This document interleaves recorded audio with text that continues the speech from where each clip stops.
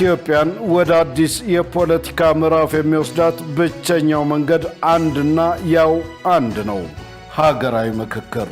የኢትዮጵያ ፖለቲካ ላለፉት አያሌ ዓመታት የታሪክ ጠባሳዎችን የጽንፍ ርዕዮተ ዓለማትንና እኔ ካልመራው እንጠፋፋለን የሚሉ አጥፊ ትርክቶችን ሲያስተናግድ ቆይቷል። ይህ አካሄድ ሀገራችንን ለከፋ እርስ በርስ ግጭት፣ ለሕዝብ መፈናቀልና ለከፍተኛ ማህበራዊ ስብራት ዳርጓት ቆይቷል። ነገር ግን ከነዚህ ሁሉ መከራዎችና ውጣ ውረዶች በኋላ አሁን ላይ በኢትዮጵያ ፖለቲካ ምህዳር ውስጥ አንድ አዲስና ተስፋ ሰጪ ጭላንጭል መታየት ጀምሯል። ይህም ከመጠፋፋት ፖለቲካ ወደ መደማመጥ ባህል መሸጋገር ነው። የሀገራችንን ቀጣይ ጣፋንታ ለመወሰን እጅግ ወሳኝ ምዕራፍ ነው ሀገራዊ ምክክር። በዚህ የሽግግር ወቅት የይዘት ፈጣሪዎች፣ የሚዲያ ተቋማትና የፖለቲካ ተንታኞች ሚናም ከጦርነት ነጋሪት ጎሳሚነት ወደ ሰላም አምባሳደርነት መቀየር አለበት። ለኢትዮጵያ ትንሣኤ ኢትዮጵያውያን እየተመካከርን ነው።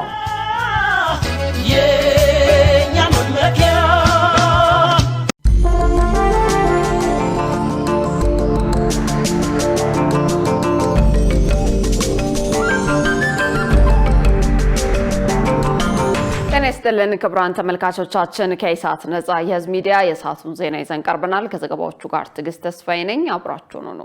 ቀዳሚ ወዳደረግነው መረጃዎች አልፋለሁ። ከኢትዮጵያ ሀገራዊ ምክክር ኮሚሽን ለመላው ኢትዮጵያውያን የተላለፈ መልእክት። የመልእክቱ ሙሉ ቃል እንደሚከተለው ይቀርባል። በሀገራችን ኢትዮጵያ ለመጀመሪያ ጊዜ የተከናወነ ያለውና ሁሉም ኢትዮጵያውያን ሀገራዊ ፋይዳ ባላቸው እጅግ መሰረታዊ ሀገራዊ ጉዳዮች ላይ በጋራ የሚመካከሩበት ታሪካዊ የሀገራዊ ምክክር ጉባኤ እንዲሳካ ዜጎች ራሳቸውን ከሐሰተኛ መረጃ በመጠበቅና በኮሚሽኑ ላይ ሙሉ እምነት በማሳደር ድጋፋቸውን አጠናክረው እንዲቀጥሉ የኢትዮጵያ ሀገራዊ ምክክር ኮሚሽን ጥሪ ያቀርባል። ሐምሌ 8 ቀን 2018 ዓ.ም የተጀመረውን ታሪካዊ የሀገራዊ ምክክር ጉባኤ በተመለከተ አንዳንድ ግለሰቦችና ቡድኖች በማህበራዊ ሚዲያ አውታሮች አማካኝነት ከእውነት የራቁ መረጃዎችን እያሰራጩ መሆኑን ኮሚሽኑ ደርሶበታል። ኮሚሽኑ የመናገር ነጻነትን ሙሉ በሙሉ የሚያከብር ገለልተኛ ተቋም እንደመሆኑ ገንቢ የሆኑ ሐሳቦችንና ውይይቶችን የሚቀበል ቢሆንም ሰፊው የኢትዮጵያ ሕዝብ በሐሰተኛ መረጃ እንዳይታለል አስፈላጊውን ክትትል በማድረግ ለሕዝብ ይፋ ለማድረግ ይገደዳል። ሀገራዊ ምክክሩ የሁሉም ኢትዮጵያውያን ነው። የዚህ ሂደት ስኬት የሚወሰነው ዜጎች በትዕግስት በጥበብና በጋራ የኃላፊነት ስሜት ለመሳተፍ በሚያሳዩት የጋራ ቁርጠኝነት ላይ ነው። ይህም እየተከናወነ ይገኛል። ሂደቱ ተጀመረ እንጂ ውጤቱ ገና ነው። ይህን ውጤት በትዕግስት መጠበቅ ደግሞ ከመላው የኢትዮጵያ ሕዝብ የሚጠበቅ ይሆናል። ሐምሌ 8 ቀን 2018 ዓ.ም የተጀመረው የሀገራዊ ምክክር ጉባኤ ኮሚሽኑ ባወጣቸው የአሰራር ሂደቶች መሰረት እየተከናወነ ይገኛል። በዚህ መሰረት ባለፉት 4 ቀናት ኮሚሽኑ የጉባኤው ተሳታፊዎች የተጣለባቸውን ትልቅ ሀገራዊ ኃላፊነት በአግባቡ እንዲወጡ፣ እርስ በርስ እንዲተዋወቁ ማድረግን ጨምሮ ለሂደቱ ጠቃሚ በሆኑ የእውቀትና የስነ ልቦና ዝግጅቶች እንዲያደርጉ መደላደልን ፈጥሯል። ይህም የሀገራዊ ምክክር ጉባኤው አንድ አካል መሆኑ ሊታወቅ ይገባል። ይህ እየሆነ ባለበት አንዳንድ ግለሰቦችና ቡድኖች በማህበራዊ መገናኛ ዘዴዎች ኮሚሽኑ ምክክሩን ለመጀመር እክል እንደገጠመው የተሳሳተ መረጃ ሲያሰራጩ ተመልክቷል። በመሆኑም መሰል የተሳሳቱ መረጃዎች የራሳቸው ዓላማ ባላቸው ግለሰቦችና ቡድኖች ተጠናክረው ሊቀጥሉ ስለሚችሉ ሁሉም ኢትዮጵያዊ በየዕለቱ የሚኖሩ የምክክር ሂደቶችን ኮሚሽኑ ከሚሰጣቸው መግለጫዎችና የምክክሩን ሂደት ለመዘገብ በስፍራው ከተገኙ መገናኛ ብዙሃን ብቻ በመከታተል ራሱን ከተሳሳቱ መረጃዎች በመጠበቅ የምክክሩን ሂደት እንዲደግፍ ኮሚሽኑ ጥሪ ያቀርባል። የኢትዮጵያ ሀገራዊ ምክክር ኮሚሽን ሐምሌ 12 ቀን 2018 ዓ.ም።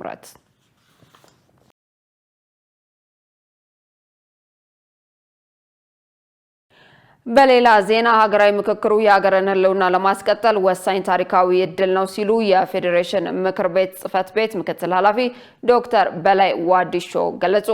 ምክክሩ ቀደም ሲል የነበሩ አለመግባባቶችን በኃይል ከመፍታት ይልቅ በጠረጴዛ ዙሪያ በንግግር ለመፍታት የሚያስችል አዲስ የፖለቲካ ባህል የፈጠረ ነው ተብሏል። የፌዴሬሽን ምክር ቤት ጽሕፈት ቤት ምክትል ኃላፊ ዶክተር በላይ ዋዲሾ ወደ ጫካ የገቡ አካላትን እንኳን የያዙትን አጀንዳ ይዘው በሰላማዊ መንገድ እንዲወያዩ እድል የፈጠረና ታሪካዊ መሰናክል የታለፈበት ሂደት መሆኑን ጠቅሰዋል። ጥያቄን በሰለጠነ መንገድ በጠረጴዛ ዙሪያ በመወያየት መፍትሄ የሚያመላክት መሆኑን አስረድተዋል። ችግሩን ከመሰረቱ ለመፍታት ከታችኛው የትምህርት ተቋማት ጀምሮ በትውልድና በወጣቶች ላይ መስራት እንደሚገባ ያስገነዘቡት ደግሞ የቤንሻንጉል ጉሙዝ ክልል የወንጌል አማኞች ካውንስል ሰብሳቢ ቄስ ጌታሁን ተክሌ ናቸው። ሰላማዊ አስተሳሰብና በጎ ግንዛቤ ያላቸውን ወጣቶች እንደ አርአያ በመጠቀም ለትምህርት አገልግሎት መዋል ዘላቂ ሰላምን ለማረጋገጥ ወሳኝ መሆኑን አመልክተዋል። የኢትዮጵያ ሀገራዊ ምክክር ጉባኤ ባሳለፍነው ከሐምሌ 8 ቀን 2018 ዓ.ም ጀምሮ ጠቅላይ ሚኒስትር አብይ አህመድ በተገኙበት በይፋ መጀመሩ ይታወሳል።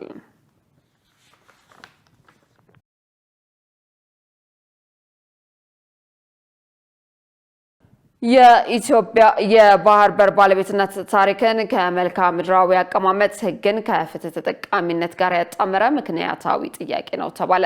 የኢትዮጵያ የባህር በር ባለቤትነት ጥያቄ ታሪክን ከመልክዓ ምድራዊ አቀማመጥ ሕግን ከፍትሃዊ ተጠቃሚነት ጋር ያጣመረ ምክንያታዊ ጥያቄ መሆኑን ሊቢያዊው ምሁር ፕሮፌሰር ሳድ ሳላም ገለጹ።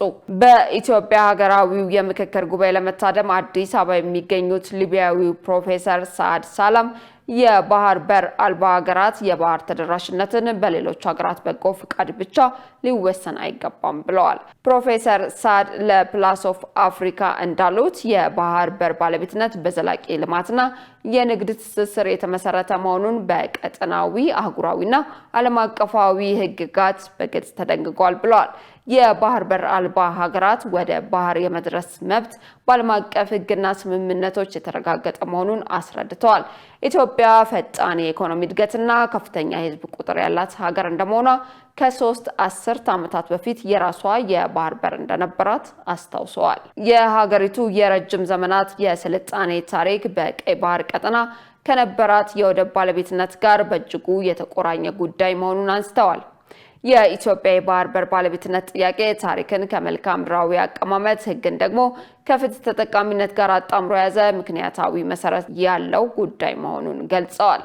ሀገሪቱ ለዚህ መብቷ ምላሽ ለማግኘት የምታደርገው ሰላማዊ የዲፕሎማሲ ጥረት በዓለም አቀፍ ስምምነቶች የተረጋገጠ መሰረታዊ መብት መሆኑን አስረድተዋል። የኢትዮጵያ የባህር በር ባለቤትነት ጥያቄ በጎረቤት ሀገራት ዘንድ በችሮታና ስጦታ የሚታይ ሳይሆን በዓለም አቀፍ ሕግጋት የተመሰረተ የተፈጥሮ ሀብትን በትብብርና በጋራ የመጠቀም መብት መሆኑን አስምረውበታል።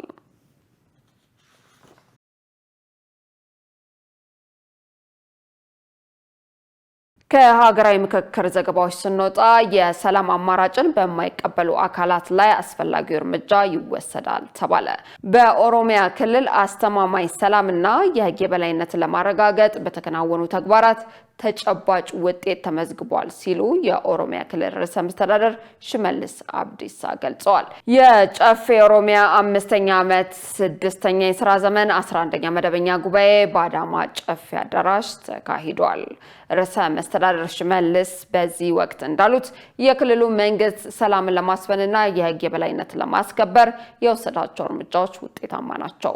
በተለይም 7ኛው ጠቅላላ ምርጫ በሰላም እንዲጠናቀቅ ለማድረግ በተከናወነው ስራ የክልሉ ሕዝብ ለዲሞክራሲ ስርዓት ግንባታ ያለውን ጽኑ ፍላጎት በተግባር ያረጋገጠበት መሆኑን ገልጸዋል። ሕዝቡም ዝናብ ፀሐይ ሳይበግረው በምርጫ በነቂስ ወጥቶ በመሳተፍ ለአፍራሽ አካላት ግልጽ መልእክት ማስተላለፉን ነው ያስረዱት። በክልሉ በተለያዩ መልክ ሰላምና መረጋጋት እንዳይኖር ሙከራ ቢደረግም በሰላም ወዳዱ ሕዝብና በጸጥታ ኃይሎች የተቀናጀ ጥረት መክሸፉን አመልክተዋል።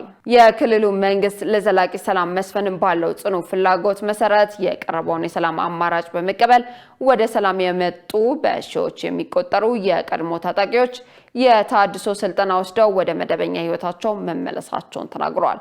የመንግስት የሰላም በር አሁንም ክፍት መሆኑን ያረጋገጡት አቶ ሽመልስ የሰላም አማራጭን ተቀብለው ለሚመጡ ታጣቂዎች በሩ ክፍት ነው ብለዋል። የሰላም አማራጭን ወደ ጎን በመተው በጥፋት ተግባራቸው በሚቀጥሉት አካላት ላይ የክልሉ መንግስት ጠንካራ የህግ ማስከበር እርምጃ እንደሚወስድ አስገንዝበዋል። በዚህም በክልሉ አስተማማኝ ሰላም ለማስፈንና የህግ የበላይነትን አጠናክሮ ለማስቀጠል መንግስት በሙሉ አቅሙ እንደሚሰራ አስታውቀዋል።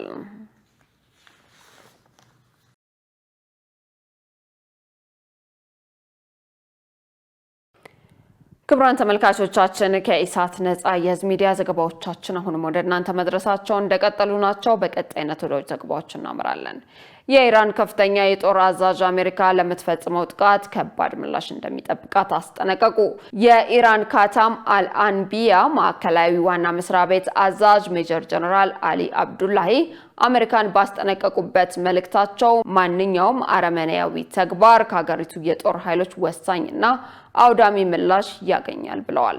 በኢራን የመንግስት ሚዲያዎች በተላለፈው መግለጫ የጦር አዛዡ አሜሪካን ታላቁ ሰይጣን ወንጀለኛና አታላይ ጠላት በማለት ገልጸውታል። በኢራን የጦር ኃይሎች ህዝቡና ባለስልጣናት መካከል ያለውን አንድነት ለማጠናከር ቃል በመግባት ከቀደሙት ጦርነቶች ይልቅ ከባድ ክስተት የሚያስከትል እርምጃ በአሜሪካ ላይ እንደሚወሰድ ነው አጽንኦት የገለጹት። ውዱ የሀገራችን የመከላከያ ኃይል ከደቡብ እስከ ሰሜን ከምስራቅ እስከ ምዕራብ ድረስ ለሀገር ሰላምና ደህንነት ጠንካራ መሰረት ነው ብለዋል።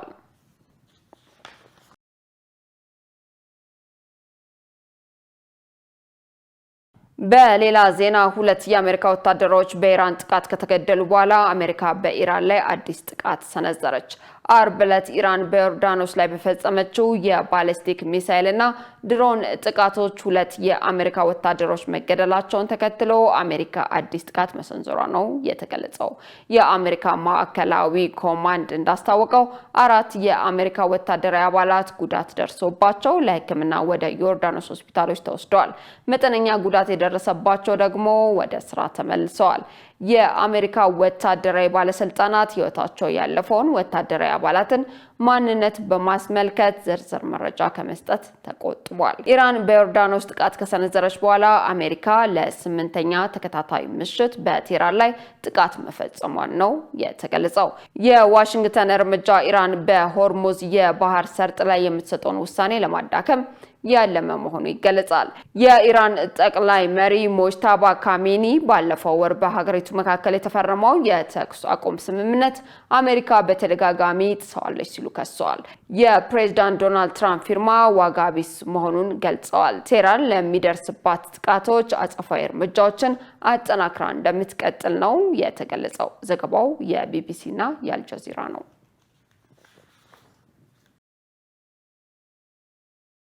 ክቡራን ተመልካቾቻችን ከኢሳት ነጻ የህዝብ ሚዲያ ለሰዓቱ ያዝናቸው ዘገባዎች ይህንን ይመስሉ ነበር። ከዘገባዎቹ ጋር ትዕግስት ተስፋዬ አብሬያችሁ ቆየው። መልካም ጊዜ